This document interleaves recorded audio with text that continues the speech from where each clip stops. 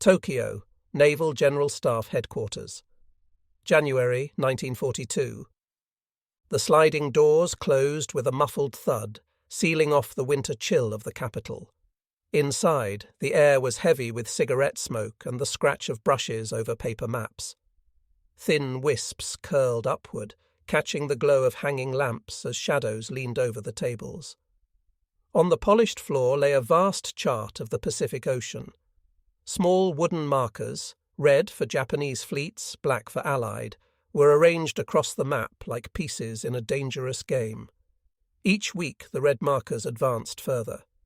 Admiral Isoroku Yamamoto, Commander-in-Chief of the Combined Fleet, stood at the centre. His uniform was neat, his expression unreadable, but the faint twitch of his jaw betrayed the exhaustion of months spent in relentless planning. Around him gathered Admiral Chuichi Nagumo, commander of the 1st Air Fleet, and Vice Admiral Matome Ugaki, Yamamoto's Chief of Staff.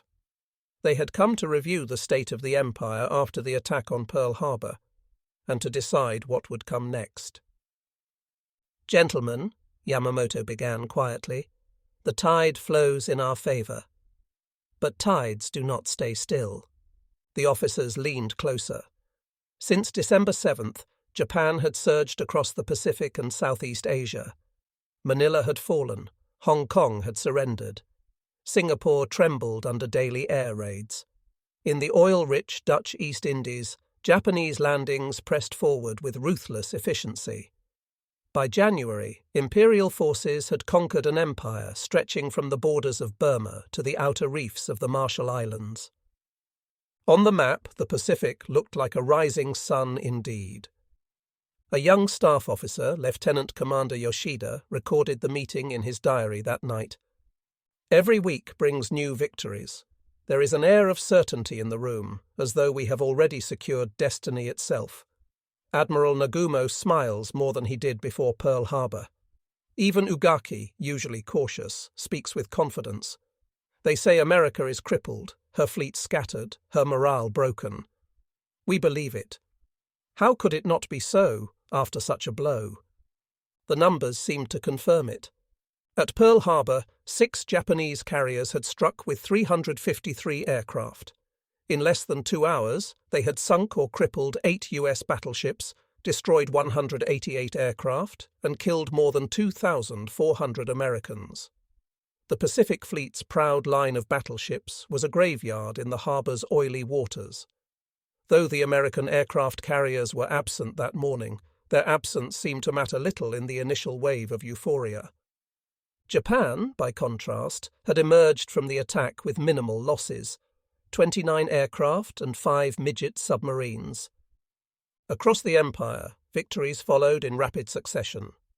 By the end of January 1942, the Philippines were collapsing, US and Filipino forces retreating to Bataan. Malaya was nearly lost. The British battleship Prince of Wales and battlecruiser Repulse had been sunk by Japanese bombers, an unprecedented humiliation for the Royal Navy. In the East Indies, Japanese landing forces captured oil fields that promised to fuel the Empire's war machine for years to come. The Empire now commanded more than 260 million people and vast reserves of rubber, tin, and, most critically, petroleum. Yet Yamamoto, though the architect of Pearl Harbor, was not a man given to illusions. A graduate of Harvard, a former naval attaché in Washington, he knew America far better than most of his peers. He had once warned colleagues that in a war with the United States, Japan could run wild for 6 months, perhaps a year, but after that, American industry would bury them. Still, he placed his faith in a single concept, the decisive battle. Modelled after the Imperial Navy's study of Tsushima in 1905, where Japan's fleet had annihilated Russia's, the doctrine held that the enemy fleet would eventually advance across the Pacific to challenge Japan. There, in a carefully chosen killing ground, Japan would unleash its carriers and battleships to deliver one overwhelming blow, forcing the Americans to sue for peace. At the January conference, Yamamoto traced a finger across the map, from Pearl Harbor to Midway, then to the Aleutians. His voice remained calm, almost detached, but those in the room knew the intensity beneath his words. "The Americans are like a wrestler who has been struck behind the head," he said. "They stagger, but they will recover. Before they recover their full strength, we must force them into a contest that will break their spirit entirely. Without that, this war will not end." Nagumo, ever cautious, asked whether Pearl Harbor had not already achieved that. Ugaki noted that U.S. aircraft carriers, Enterprise, Lexington, Saratoga, and Yorktown remained alive. Yamamoto's reply was sharp. Pearl Harbor was the opening move. It was not the checkmate. Until their carriers are destroyed, America still has the means to strike. By early 1942, Japan's navy appeared unstoppable. The combined fleet possessed 10 fleet carriers, including the 6 that had struck Pearl Harbor. 12 battleships, among them the massive Yamato, the largest ever constructed. Over 100 cruisers and destroyers, a submarine force of more than 60 vessels. Against this, the U.S. Pacific Fleet mustered only 3 operational carriers in the Pacific, Enterprise, Lexington, Saratoga, with Yorktown still in the Atlantic. No battleships ready for combat. A cruiser and destroyer force battered and scattered. On paper, the disparity seemed hopeless. American industrial potential was vast, but it had not yet been mobilized. In 1941, Japan had built 10 carriers in 20 years. The US would soon build them in months, but that truth remained invisible in January 1942. The staff officer Yoshida wrote again that night. "The admirals speak as though we are writing the history of the empire's greatest age. They say this war will be short. America will not have the stomach for it. Admiral Yamamoto insists that one more crushing victory will bring them to the table. I confess, I too believe it. Yet there is unease in his tone, as though he sees farther than the rest of us." Yamamoto himself confided to Ugaki later, "We must deliver the final strike soon. If we delay, the Americans will recover, and then all our victories will be for nothing. The next battle must be decisive." In the smoke-filled war room of Tokyo, with markers stretched across the Pacific like the rays of a rising sun, Japan's admirals planned their next move. They could not imagine that even now, in a dim basement at Pearl Harbor, men and women bent over intercepted signals, unlocking the secrets that would turn their confidence into catastrophe. The empire expanded outward with unstoppable force, yet in the shadows, unseen hands were already writing its undoing. Pearl Harbor, Hawaii, basement of Station Hypo, March 1942. The room smelled of sweat, coffee grounds, and damp paper. Ceiling fans spun lazily against the humidity, stirring the thick air but never quite cooling it. Along the walls stood banks of decoding machines, their gears clicking with mechanical precision. Rows of young men and women bent over typewriters and cipher sheets, their fingers blackened with carbon paper, their eyes straining under dim light.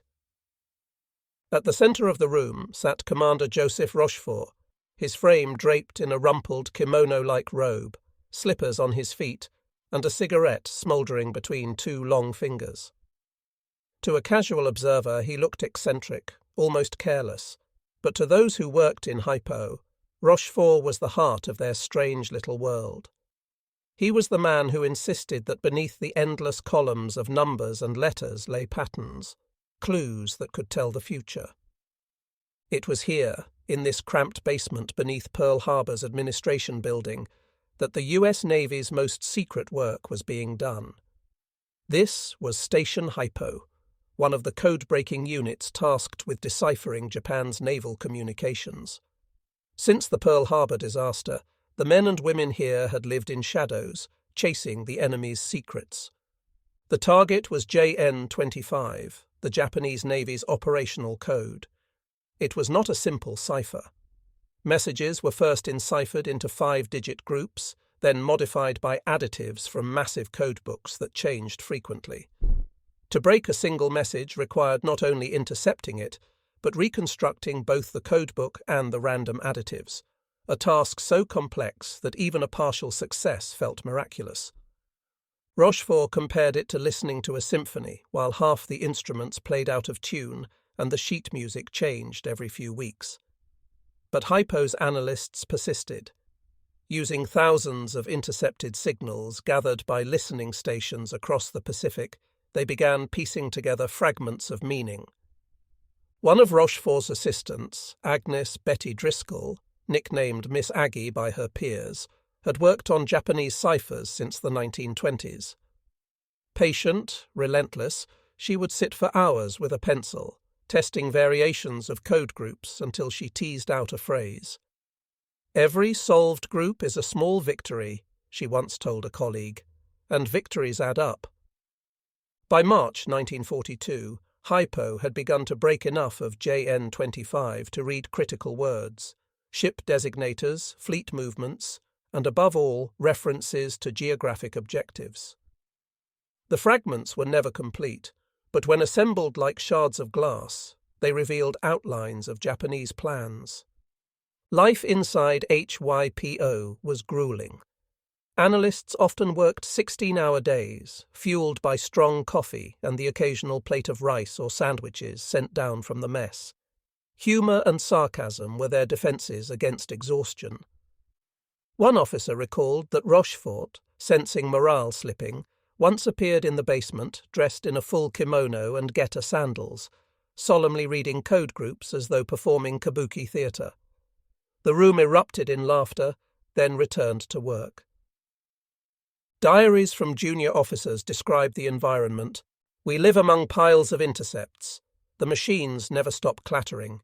It is like staring into the ocean through a keyhole. Only fragments come through, but you know a storm is out there." Every message mattered.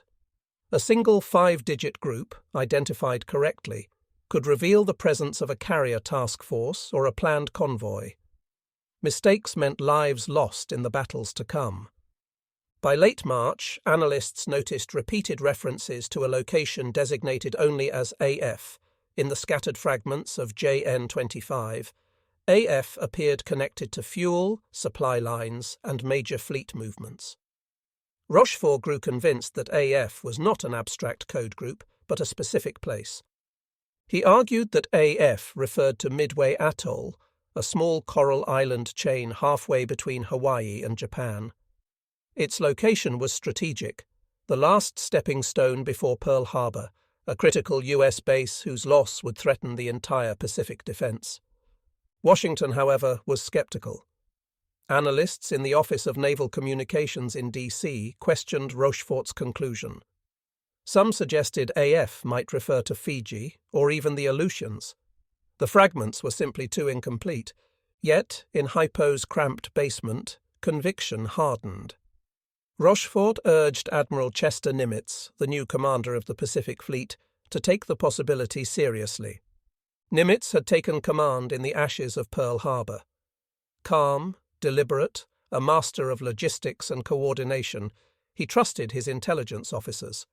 But he also understood the danger of acting on uncertain information. Committing his precious few carriers to the wrong place would spell disaster. Still, the stakes were obvious. If Japan seized Midway, they would place Pearl Harbor under direct threat. With Hawaii cut off, the American West Coast itself might face raids. Rochefort pressed the point in a quiet conversation with Nimitz. "Admiral, every piece fits. They will strike at AF, and AF is Midway." Nimitz listened, nodding, but asked the one question Rochefort could not yet answer. "Can you prove it?" In 1942, intelligence was a weapon as critical as any battleship. The Japanese believed their codes to be unbreakable. Their officers often remarked that even if a message were captured, no foreigner could possibly decipher its layers of complexity. Their confidence was their weakness. For the Americans, code-breaking filled the gap left by their battered fleet. Where steel and guns were lacking, insight could level the balance. Statistics reveal the challenge. By March 1942, Hypo had recovered only about 10 to 15% of the JN-25 codebook.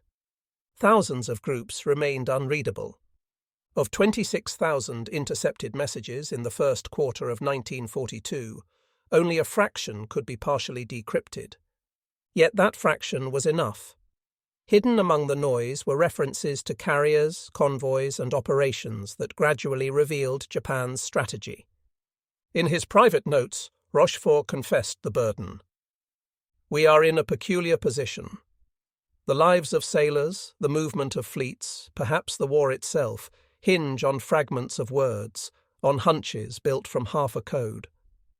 I feel like a man piecing together a painting with only one corner visible. Still, we must decide what picture it is. By March, the outlines of that painting were unmistakable to him.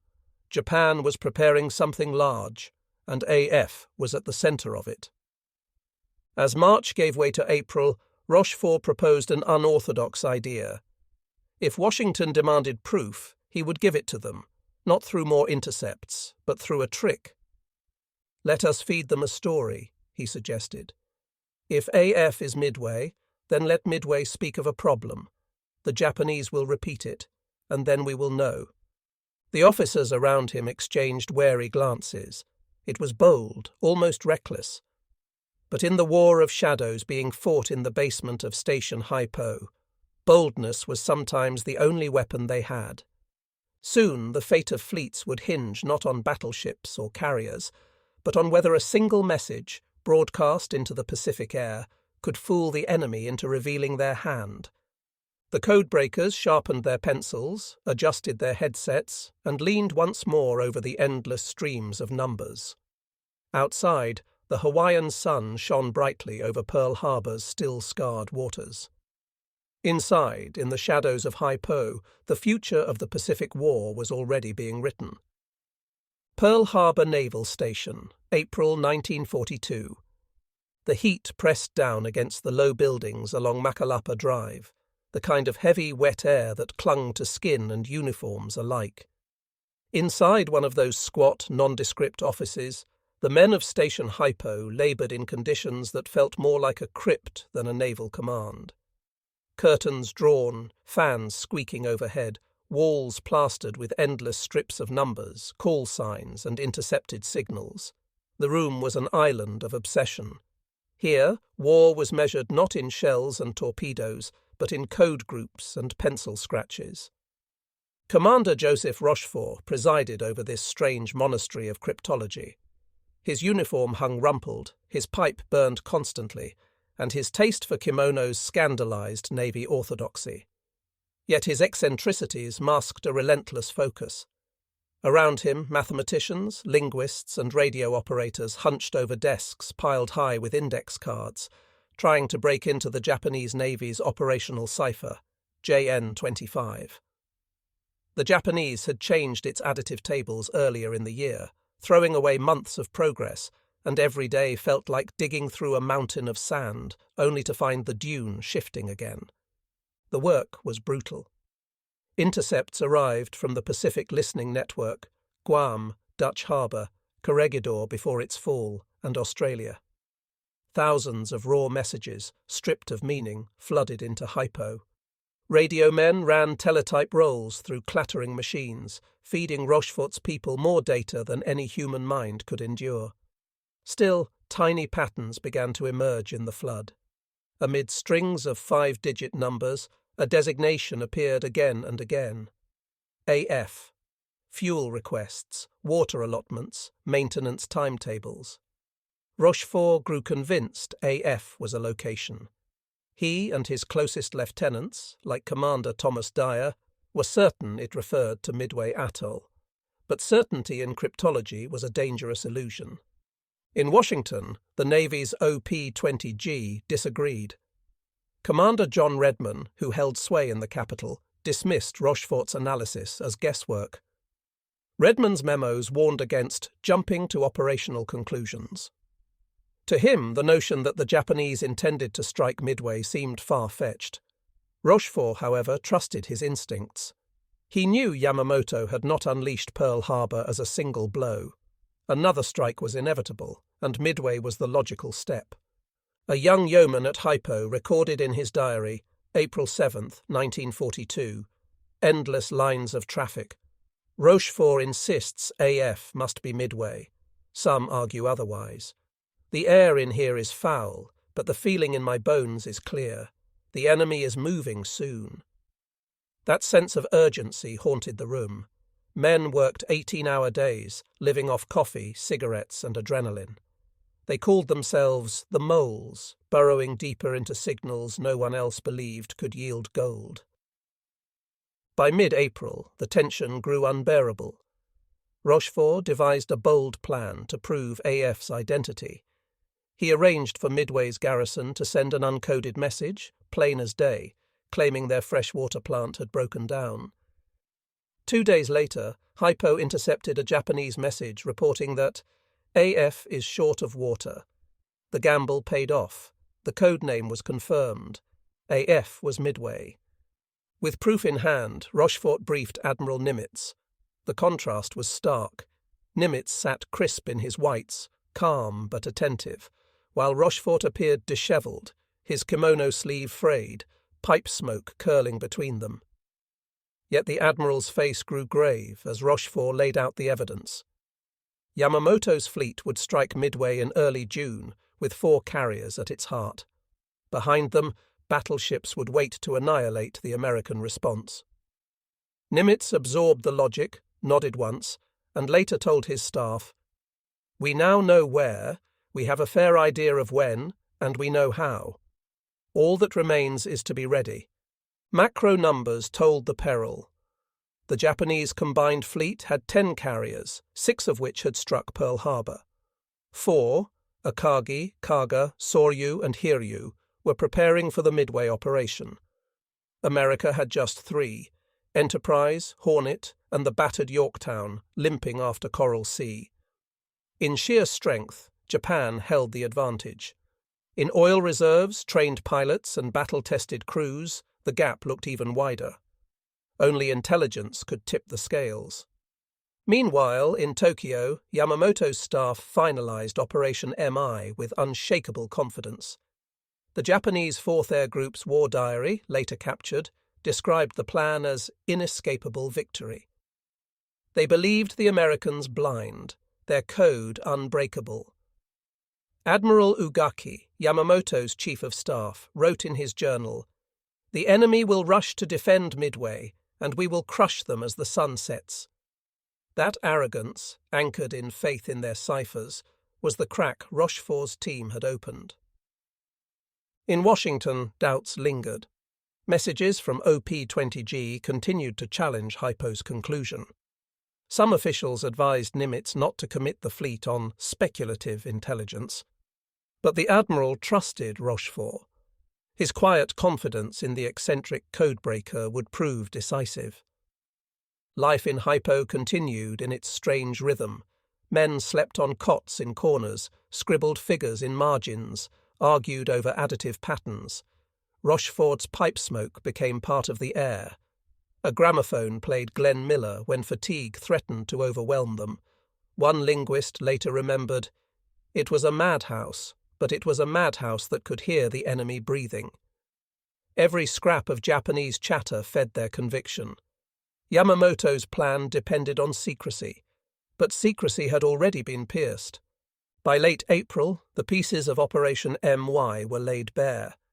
Intercepts revealed auxiliary forces bound for the Aleutians, a diversionary strike meant to scatter American forces. Rochefort's team charted it all on wall maps, red strings crisscrossing the Pacific.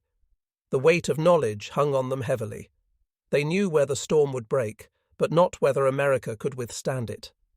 In testimony decades later, Japanese officers admitted they never believed JN-25 could be broken. "We assumed the Americans too impatient, too undisciplined," one said in a 1946 interrogation. They were wrong. Discipline had been the one thing Rochefort's moles possessed in abundance. Thus, as April ended, 2 realities faced one another. Yamamoto, wrapped in confidence, prepared his ambush. Rochefort, in his dim Hawaiian crypt, had stolen the element of surprise. Between them lay Midway, a tiny atoll in a vast ocean, soon to become the fulcrum of the Pacific War. The month of May 1942 carried with it a tension that seemed to vibrate through the very air of the Pacific. In the dimly lit offices of Station Hypo, Lieutenant Commander Joseph Rochefort leaned over a cluttered desk, the yellowed intercepts spread before him like a battlefield map. The room smelled of ink and stale coffee. Cigarette smoke drifted lazily across the ceiling, almost imperceptible amid the hum of low conversation and the scratching of pens. Every message that arrived, every Japanese transmission, was a fragment of a puzzle that could not be ignored. Rochefort's team of cryptologists had spent months deciphering the JN-25 code. Each day revealed more. Each day brought clarity to what Yamamoto believed to be a perfectly concealed plan. The intelligence was irrefutable. The Japanese were moving against Midway. They called it AF in their communications, a seemingly insignificant cipher, but to Rochefort it was the key to the future of the Pacific campaign. Admiral Chester Nimitz reviewed the intelligence with a grim satisfaction. His carriers, Enterprise, Hornet, and the hastily repaired Yorktown, would take up positions northeast of Midway, lying in wait. They were outnumbered and outgunned, yet intelligence had levelled the playing field in a way no man could have imagined. The Pacific Fleet was no longer blindly sailing into danger. It was lying in ambush. Nimitz issued orders with precision, aware that any delay could be catastrophic. At Midway Atoll, Marines and Navy personnel worked feverishly to strengthen the island's defences. Airstrips were cleared and fortified, fuel and munitions stockpiled, and fighter pilots drilled relentlessly. Despite the grueling preparations, morale was surprisingly high. Captain John Waldron, leader of VMF 221, encouraged his men with quiet confidence. "We may be outnumbered, but we know their moves before they make them. That gives us the advantage they will never expect." Meanwhile, aboard the Akagi and Kaga, Yamamoto's admirals discussed the coming operation with the certainty of men who believed themselves invincible.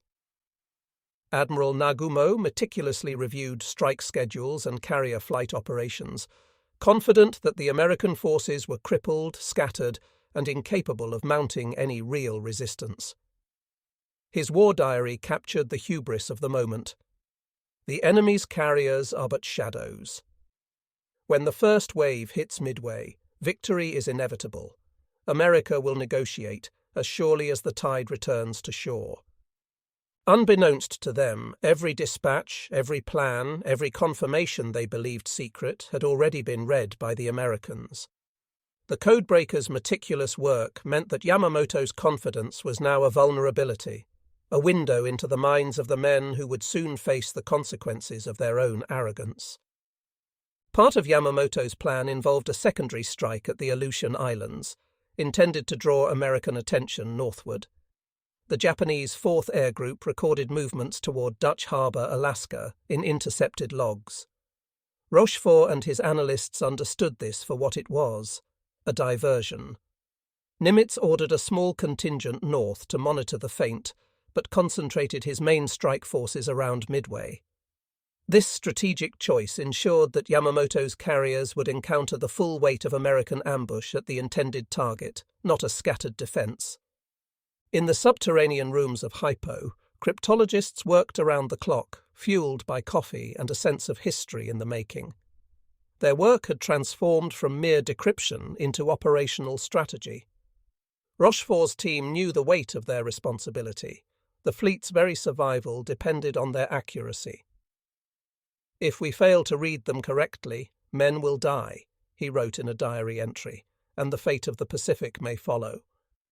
Each decrypted message, every pattern recognized in Japanese communications, fed into the battle plan. Nimitz coordinated with Midway's defences, ensuring that aircraft from the island would launch in synchronized strikes while the carriers waited beyond the horizon, unseen. It was a gamble unlike any before. The American forces were few, the Japanese forces formidable, yet knowledge had turned the tide from despair to hope. By late May, the Japanese combined fleet began its sortie from Japan. Battleships, cruisers, destroyers, and 4 primary carriers moved in formation toward their target. Each admiral aboard the ships was confident in victory. Yet, on the far side of the Pacific, American commanders knew their positions, their schedules, their vulnerabilities. This was not guesswork. It was precision informed by months of patient and painstaking intelligence work. At Midway, soldiers, sailors, and aviators prepared for a fight that could erase them entirely. Airstrips buzzed with activity. Pilots checked their planes for mechanical readiness, and ground crews stacked bombs and ammunition for the coming assault. Diaries of young Marine pilots reflect both fear and resolve, capturing the paradox of war, the knowledge of near-certain death coupled with the certainty that their actions could shape history. By May 31st, the stage was set. Yamamoto's fleet was days from launching the operation, confident in victory. Nimitz's forces were in position, ready to strike at the precise moment. The Americans had turned the enemy's plans against them, transforming Yamamoto's hubris into an exploitable weakness. A cryptographer at Hypo noted in his journal, "They think we are blind. Soon they will learn they have been reading our words, not hiding theirs." The coming battle would be the largest carrier engagement yet seen. Success for America required the perfect intersection of courage, timing, and intelligence. The men on both sides would sail toward history, unaware that the first blows would be struck not only with torpedoes and bombs, but with the unseen force of knowledge. As Japanese carriers steamed across the Pacific, the Americans prepared their ambush. Every pilot, sailor, and cryptographer understood the stakes. The fate of the Pacific rested on the coming week, and the outcome would reverberate for decades. The first days of June brought an uneasy calm across the vast Pacific. Japanese reconnaissance planes swept over the atolls of the Central Pacific, sending back reports to the combined fleet. On board the carriers, Akagi, Kaga, Soryu, and Hiryu, admirals and staff officers pored over maps, confident that Midway would soon fall under their control. Admiral Yamamoto, pacing the deck of Yamato's flagship, spoke with measured certainty to his chiefs. "The Americans are scattered. Our carriers will strike with precision. Their defeat is inevitable." The crews worked tirelessly, checking aircraft, calibrating guns, and preparing for the launch of the first wave. Pilots inspected their zeros, fuel tanks brimming and bombs secured. Japanese logbooks describe a sense of mechanical efficiency and routine, an almost casual confidence that the coming days were merely an extension of well-practiced drills. Their confidence, however, masked a blind spot.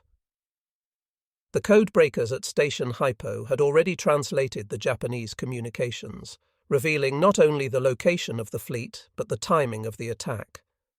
On the American side, intelligence briefings flowed continuously. Admiral Nimitz reviewed the final reconnaissance reports, ensuring that Yorktown, Enterprise, and Hornet were positioned northeast of Midway at the exact coordinates revealed by cryptanalysis. At Midway Atoll itself, Marine and Navy personnel readied anti-aircraft positions, strengthened fuel depots, and coordinated fighter patrol schedules. Captain John Waldron of VMF 221 oversaw rigorous flight drills, emphasizing interception patterns and rapid refueling procedures. The island buzzed with purposeful activity, soldiers aware that they were preparing not just for survival, but for a pivotal strike that could change the course of the war. Rochefort's team worked relentlessly, cross-checking each intercept, decoding each nuance in Japanese communications. Their efforts were not academic, they were life or death. "Every syllable matters," a young cryptographer wrote in his diary. "If we misread, our men will die. If we succeed, we may save thousands and turn the tide of the Pacific." June 2nd brought the first signs of the Japanese fleet's proximity. A PBY Catalina from Midway spotted enemy vessels far to the northwest, but due to weather and the vast distances involved, only fragments of the fleet could be confirmed. Yamamoto's forces had underestimated American reconnaissance capabilities, assuming Midway would be largely undefended. Their overconfidence was evident in the operational orders issued. Strikes would follow precise timing schedules, assuming no significant interference. Japanese pilots noted the calm of the Pacific skies as they conducted their reconnaissance flights. Their war diaries, preserved in post-war interrogations, reveal an almost routine approach. The ocean stretches endlessly, the horizon unbroken.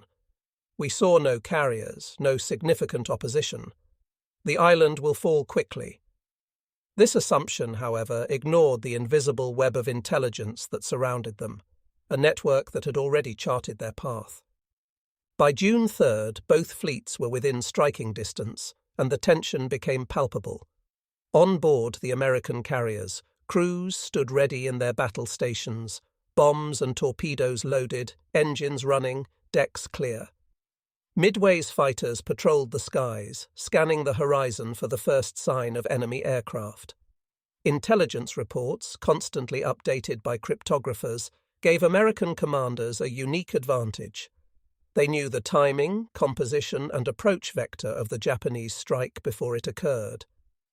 At the Japanese headquarters, Yamamoto convened his final pre-strike meeting. Admirals Nagumo and Ugaki reviewed flight rosters, ordnance loads, and coordination plans for the initial assault. Confidence was unshakable. Reports suggested that American carriers were distant, perhaps even retreating. The Japanese leadership believed victory was assured, unaware that they were sailing into a trap carefully orchestrated by cryptographers, strategists, and courageous pilots who understood the stakes in the theater's opening months. Across the Pacific, the stage was set for the coming battle. Japanese carriers were poised for a calculated strike on Midway, their air wings loaded with bombs and torpedoes, ready to unleash destruction. American forces, hidden beyond the horizon, knew the enemy's every move. Pilots and crews prepared for an encounter that would define naval warfare in the Pacific, where knowledge and timing could outweigh numerical superiority. At Midway, diaries of young pilots reflect a mixture of anxiety and resolve. The awareness that they faced seasoned Japanese aviators, yet bolstered by intelligence that had rendered the unseen enemy almost predictable. Meanwhile, cryptographers continued their work into the night, aware that every decoded message could be the difference between life and death for the men awaiting orders in the coming days. By June 3rd, the Pacific held its breath. The largest carrier engagement yet awaited. Japanese overconfidence, combined with meticulous American preparation, set the stage for a confrontation that would reverberate across the war. The coming battle would hinge not only on courage and firepower, but on the unseen hand of intelligence, an invisible force that had already begun shaping the fate of both fleets. June 4, 1942, dawned grey and overcast above the central Pacific. The still waters belied the tension that simmered beneath. On board the Japanese carriers, Akagi, Kaga, Soryu, and Hiryu, officers checked flight rosters and briefed pilots, reviewing targets and coordinates. Lieutenant Commander Mitsuo Fuchida, in his flight log, described the calm before the storm. The men are ready. Their skill and spirit are unquestionable. We shall strike Midway before dawn and force the Americans to their knees. This confidence, repeated throughout the combined fleet, masked the strategic blind spot that would prove catastrophic. Far to the northeast, Admiral Nimitz and his staff on Enterprise, Yorktown, and Hornet monitored Japanese movements using intelligence gleaned from Station Hypo. The decoded messages had revealed not only the target but the timing and composition of the Japanese strike. Nimitz's careful positioning of the carriers northeast of Midway allowed American aircraft to catch the Japanese off guard. They believe themselves unseen, Captain Miles Browning noted in his diary. We have their patterns. We have their intent. Now we must strike. At Midway itself, Marine Corps fighter squadrons scrambled patrols into the dim morning light. PBY Catalinas, the long-range eyes of the Pacific, continued their reconnaissance missions, reporting only glimpses of enemy carriers through low cloud cover. Every sighting was cross-referenced against decoded intelligence, giving American commanders an almost prescient understanding of the enemy's movements. At 0430 hours, Japanese aircraft began launching from Akagi, Kaga, and Soryu, loaded with bombs and torpedoes. Carrier decks hummed with engines starting, propellers spinning, and crews shouting final instructions. Lieutenant Commander Fuchida led one of the first waves, confident in his mission. Japanese diaries later recounted their meticulous timing. Every bomber, every zero, took off in precise succession. We expected minimal resistance. Midway would burn by noon. American forces, however, had anticipated the strike. Fighters from Midway scrambled to intercept the incoming planes.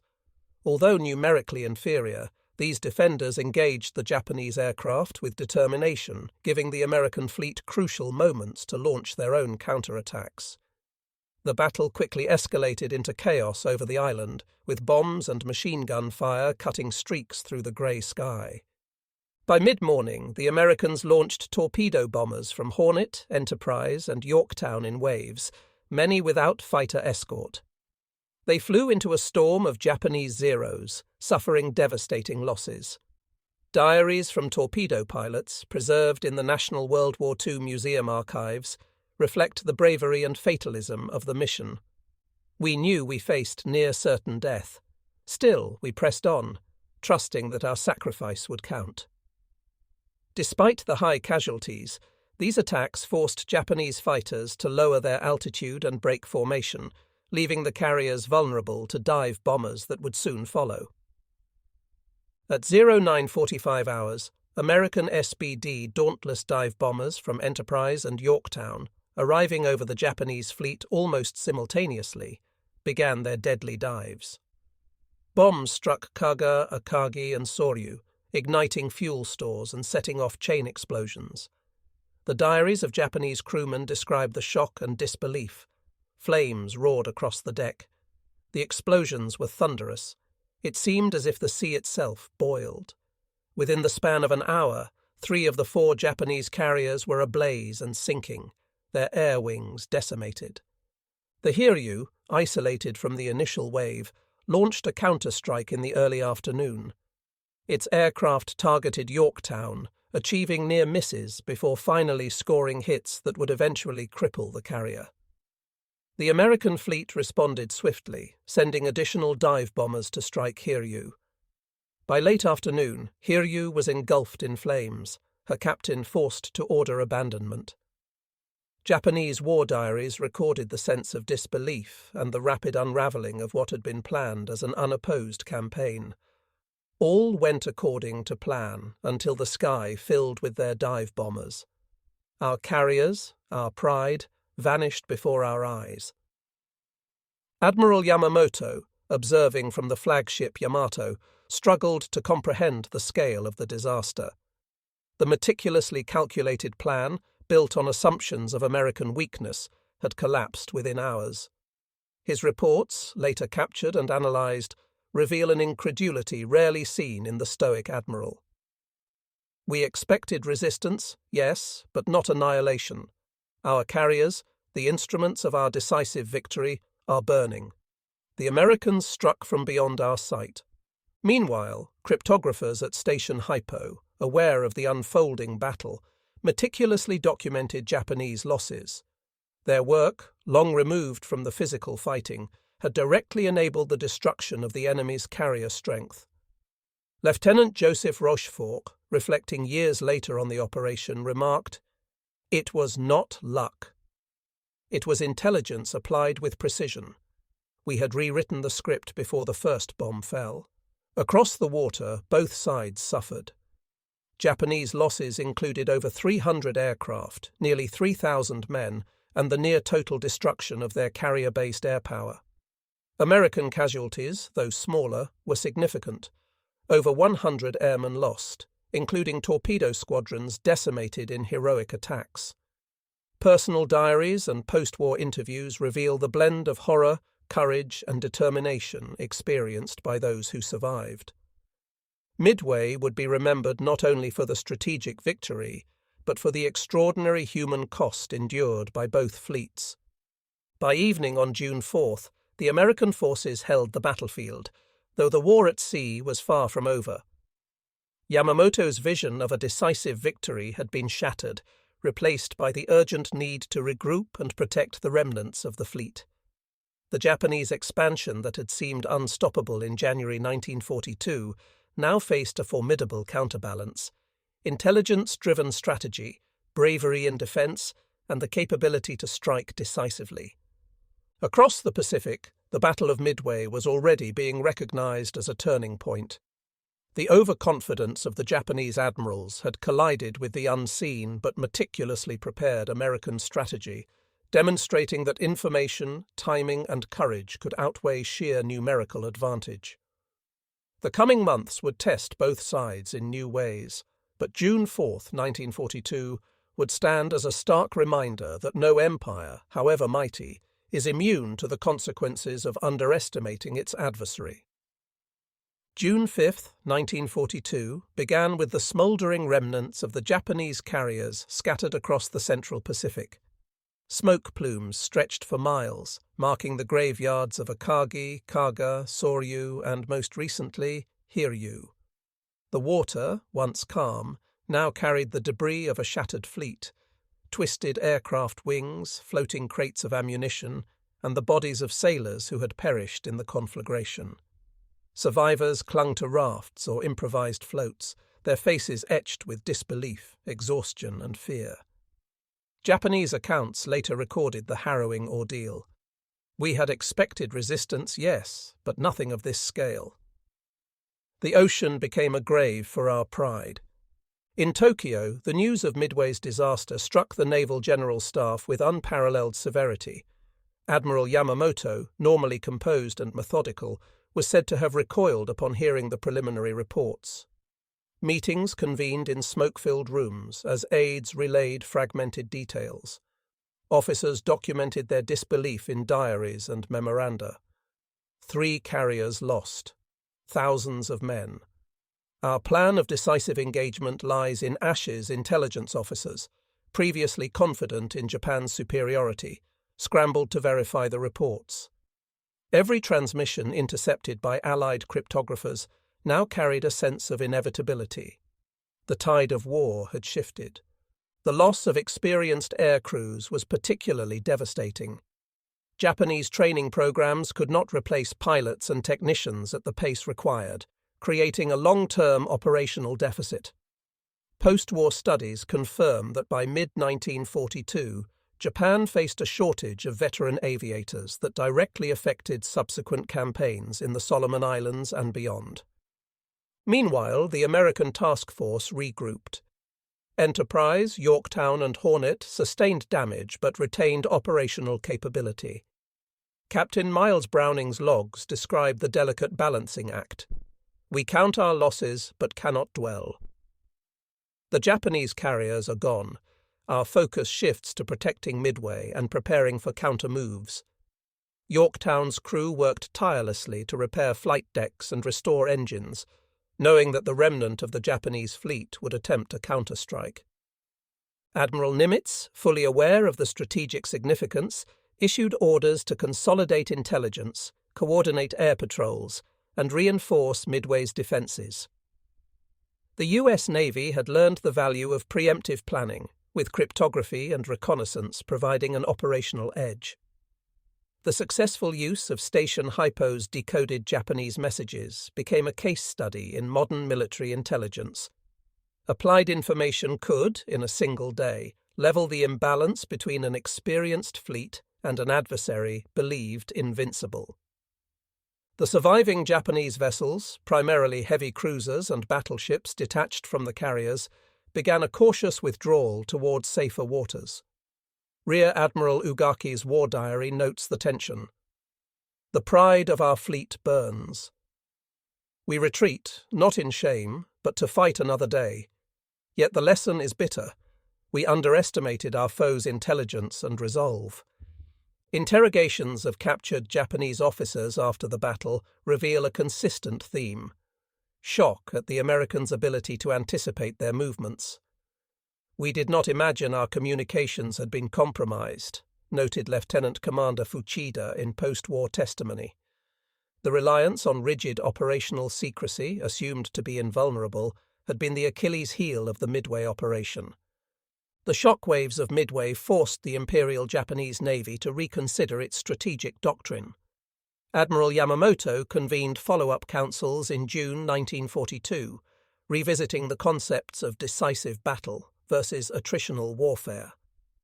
His notes reveal the tension between ambition and pragmatism. A single engagement cannot decide this war if the enemy adapts with intelligence as well as courage. We must evolve or face continual setbacks. These internal debates, captured in diaries and post-war transcripts, underscore the psychological toll on command structures that had previously relied on numerical and tactical superiority. The Japanese focus began shifting toward defensive strategies, protecting key bases in the Pacific and reassessing expansionist operations. Production records show a rapid attempt to replace lost carriers and aircraft, yet the qualitative edge of experienced aviators was irreplaceable. This imbalance would define the remainder of Japan's Pacific campaigns, from Guadalcanal to the Solomon Islands, where attrition became an increasingly costly reality. On board American ships, the human element was equally pronounced. Crewmen who witnessed the destruction of Japanese carriers grappled with the intensity of the battle and its consequences. Diaries and oral histories emphasize a mix of triumph and sorrow.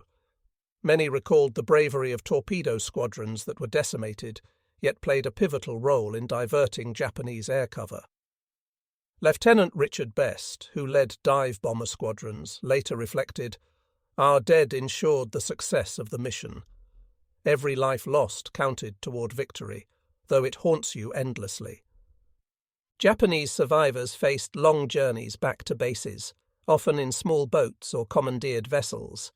The psychological trauma, coupled with the loss of comrades, became a recurring theme in post-war veteran testimonies. For many, Midway marked the point where the narrative of Japanese invincibility fractured irrevocably. Midway demonstrated the transformative impact of intelligence on modern warfare. Station Hypo, commanded by Lieutenant Joseph Rochefort, had decoded Japanese communications, providing Nimitz with crucial foresight. The ability to position forces and anticipate enemy movements neutralized what had been a numerically superior opponent. Historian Daniel Hallman notes that this operation redefined naval warfare in the Pacific, proving that information superiority can eclipse traditional metrics of fleet size and firepower. By June 10th, the remnants of the Japanese fleet had withdrawn, leaving the Central Pacific under tenuous American control. The initiative had passed decisively to the United States, and the Imperial Japanese Navy was forced into a defensive posture. The battle's outcome would resonate through every subsequent engagement, reshaping operational doctrines and altering the psychological landscape for both sides. The aftermath of Midway did not end the war, but it marked a turning point. Japanese admirals, previously confident in the invincibility of their carriers, now faced the reality of intelligence-enabled strategy and the resilience of the American Navy. For the Allies, the victory validated the integration of code-breaking, reconnaissance, and tactical execution, a blueprint that would guide campaigns across the Pacific for the next 3 years. The Battle of Midway and the days that followed stand as a stark lesson. Even the mightiest forces are vulnerable to unseen eyes and meticulous preparation. The war had entered a new phase, where information, courage, and adaptability outweighed numerical superiority, setting the stage for the relentless island-hopping campaigns that would eventually bring the conflict to Japan's doorstep. June 11, 1942, marked the beginning of reflection and reckoning within the Japanese Imperial Navy.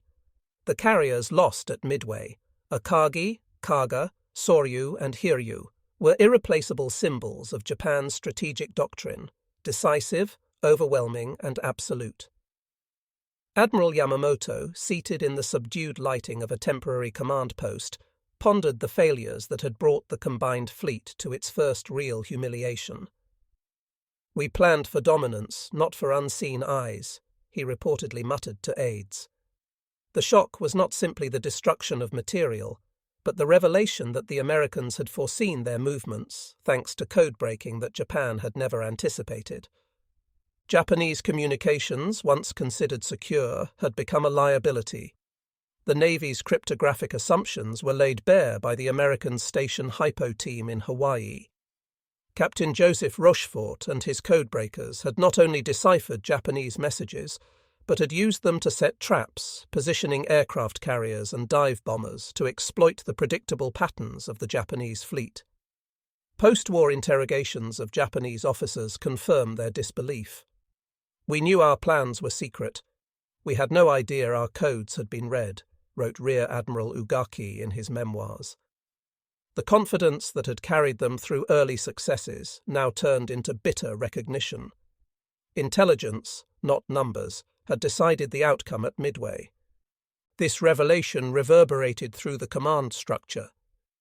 Staff officers, once meticulous in their planning, now understood that assumptions about operational secrecy could be fatal. Diaries from junior officers described the pervasive unease. "Even with perfect execution, the enemy can strike where unseen. Our doctrine did not account for this," wrote a lieutenant on board the heavy cruiser Tone. The Japanese Navy's rigid hierarchy and reliance on experience became insufficient in the face of a nimble intelligence apparatus. For Yamamoto and his senior admirals, the loss reshaped their view of warfare. Previously, they had relied on the decisive battle concept, a single engagement to destroy the American Pacific Fleet. Midway demonstrated that even with careful planning and superior numbers, such ambitions could be undone by unseen, intangible forces. Yamamoto's post-battle notes convey the tension between pride and pragmatism. "Victory is no longer assured by might alone. We must anticipate not only the enemy's ships, but their minds." The psychological blow extended to the surviving pilots and crew.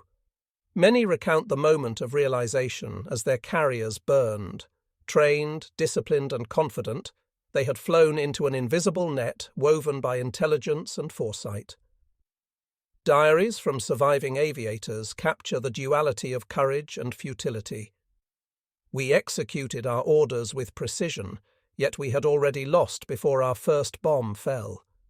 How can skill triumph against eyes that see beyond sight?" These reflections highlight a crucial human dimension of the battle, underscoring that even disciplined militaries are vulnerable to disruption by information. From the American perspective, Midway represented a watershed in the use of intelligence to shape battlefield outcomes. Station Hypo's Codebreakers, led by Rochefort, not only decoded Japanese communications, but actively verified assumptions through reconnaissance and feints. The iconic AF deception, where Midway Island's water supply ruse confirmed Japanese intentions, exemplified the integration of human ingenuity and signals intelligence. Admiral Nimitz, in later reports, emphasized that intelligence had turned the tide. "We knew where they would be, what they would do, and when. This knowledge allowed us to apply our forces decisively." The operation set a precedent for the Pacific campaigns to come. Intelligence became a force multiplier, transforming numerical inferiority into tactical advantage. The triumph at Midway illustrated that the mastery of information could neutralize established doctrines and reshape operational possibilities.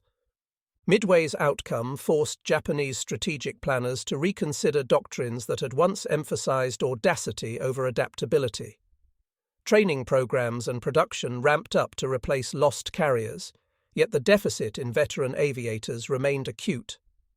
The lesson was clear. Material strength alone could not secure dominance.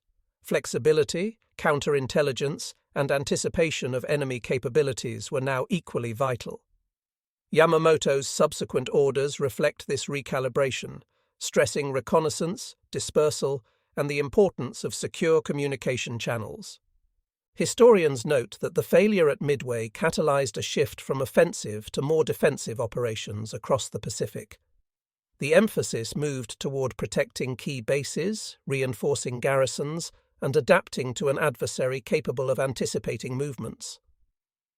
The psychological impact, coupled with tangible losses, permanently altered the trajectory of Japan's naval campaigns. In the broader arc of the Pacific War, Midway marked the point where initiative decisively passed to the United States. Japanese admirals, unaccustomed to defeat on such a scale, were forced to reconcile ambition with caution. The integration of intelligence into operational planning, demonstrated by the Americans, would become a hallmark of subsequent campaigns. The notion that victories could be engineered by foresight rather than sheer force set a new standard for modern naval warfare. By the end of June 1942, the Central Pacific had witnessed a transformation. Codebreakers had outmatched carriers, meticulous planning had overcome experienced crews, and a strategic tide had irrevocably shifted. Japan's expansionist momentum had faltered, replaced by an awareness that the unseen, when wielded effectively, could determine the outcome of war. The lessons of Midway, painstakingly recorded in diaries, war journals, and post-war testimonies, would resonate through every subsequent engagement across the Pacific, shaping both tactics and the psychology of command. Midway irrevocably altered the course of the Pacific War. Japanese admirals, once confident in their doctrine of decisive engagement, faced the humbling reality that unseen intelligence could outmaneuver fleets and crews alike. Codebreakers had turned assumptions into vulnerability, proving that foresight often outweighs firepower. The psychological shock, loss of veteran aviators, and permanent shift in initiative forced Japan into defensive recalibration. Midway became a defining lesson. In modern warfare, victory is as much about information and anticipation as it is about ships and weapons, reshaping strategies for the remainder of the conflict.